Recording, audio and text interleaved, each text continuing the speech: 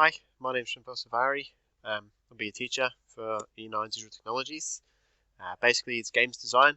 So throughout the whole semester, keep in mind an idea for a game that you're going to be making. And what we're going to be starting with is sort of some theory, to get you started. Okay. So first lesson is all about the previous generations of gaming, okay, and how they've sort of developed into the games that we know and play today. So everything will be in OneNote. You'll have all the lessons down the side here, and then when we get to making the games, there's some videos there on to help you as well. Okay, some different instructions and things there. But let's get started for today. So the history of gaming and how that's gone through so far. DT, we're looking at history of gaming, expectations. Just make sure you're doing the work really as best you can, especially while online. We're going to be covering some of this, okay, to sort of get us started thinking about our games. So we're going to be covering history, current, future of gaming, hardware and software that's required for the consoles and for the PC, networking, so how we communicate across the internet, classifications, and the legal and safety and social. We're going to be developing the game, the story, cover a bit of programming, developing characters, using that program called Stencil to develop the game, and going through designing characters and things like that as well.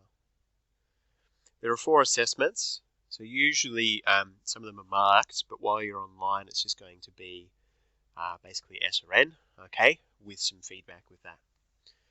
So the assessments are short responses to online gaming, which is the theory stuff most of us talking about that we'll cover. The second one would be a design folio, okay, so your design of your characters and your world and your backgrounds and things for your game. Number 3 will be you actually making your game. And number 4 is just evaluating your game and other students' games as well. So, first generation, okay, this is where gaming with consoles sort of started, okay, back in 72 to 76. I'm not going to read everything that's in the slides. I'm just going to sort of give you a brief, high-level type thing, and then if you want to pause it and read through the individual points, you can. That's fine. Pong, okay, so think Pong, right? Very, very simple, like very, very few colors. That's kind of where we began. All right. This is what the Pong machine used to look like. Okay, there's a YouTube video there. Feel free to pause this one and watch that, or jump onto ponggame.org. Or that one didn't work for me because of Flash Player or something, so I jumped on a different one. And just have a bit of a play with Pong and see how you go. See what you think. Just pause the video, have a play, and catch up with you in a sec. Alright, welcome back. I couldn't figure out how to pause the video, so we're still going. Pause that game at least. Alright. So that's Pong, right? Very simple, very basic. Okay, we could all make that pretty quickly. But you kind of get bored of it pretty quick. So second generation came about 76 to 84. And this is where we started having some colors and things. A bit more exciting sort of games that we can play. 8-bit, they call it. I'll explain that in a bit better detail later. Basically a variation of 8 different colors, I suppose, and how that works. Cartridge based, so read-only memory, which meant that if the power went off or anything like that, you would lose all your saved games, okay? Some of the dominant ones in the market, Atari, ColecoVision, and this is where third-party developers started, okay? Activision, EA, all right, so they weren't making consoles, or these own companies that were making just games, not the consoles, which is pretty cool.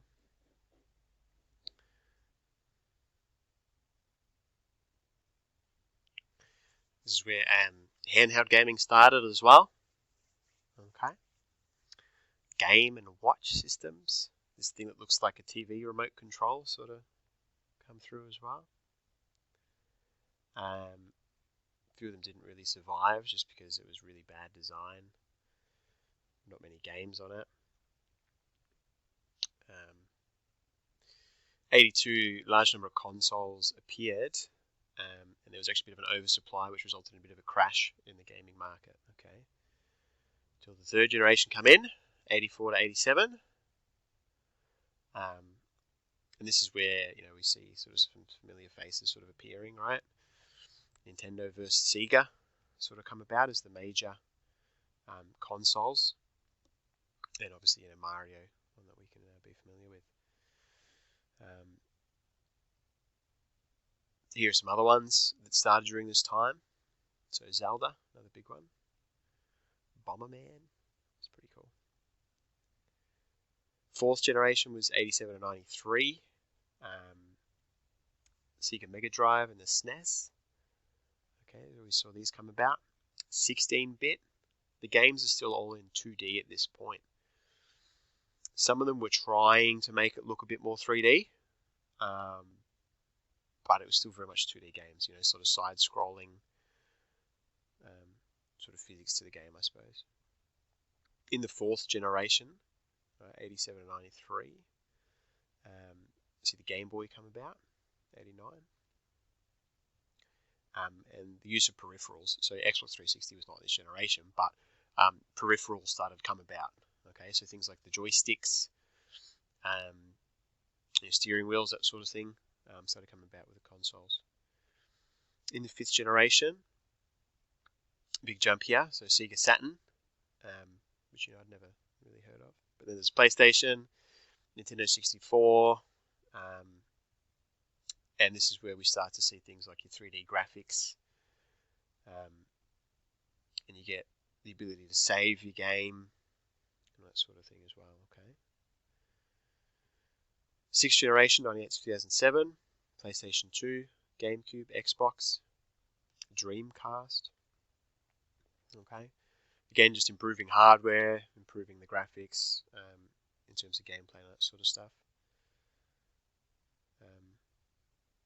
Yeah, and then obviously you're seeing the ones from there and beyond.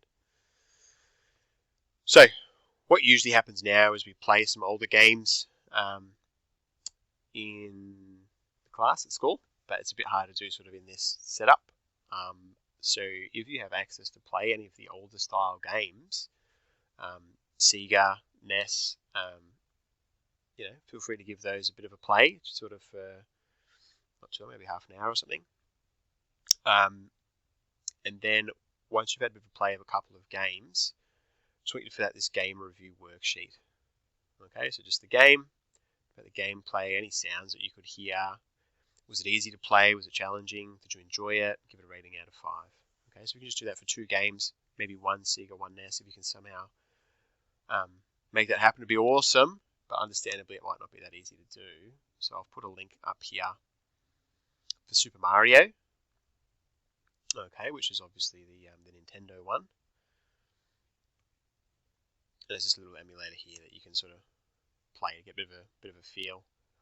Oh, I hope that sound doesn't come through for you. Oh, it's really loud. Oh no, it's so loud. But I'll just turn that down. Okay. All right. So yeah. If you're stuck, you're not sure, give Super Mario Emulator a go, okay? And then just sort of fill this out, okay? If you can get another game in there too, that'd be awesome. But yeah, just see how you go. Thanks for watching. Best of luck. Any issues, just give me an email. Thanks.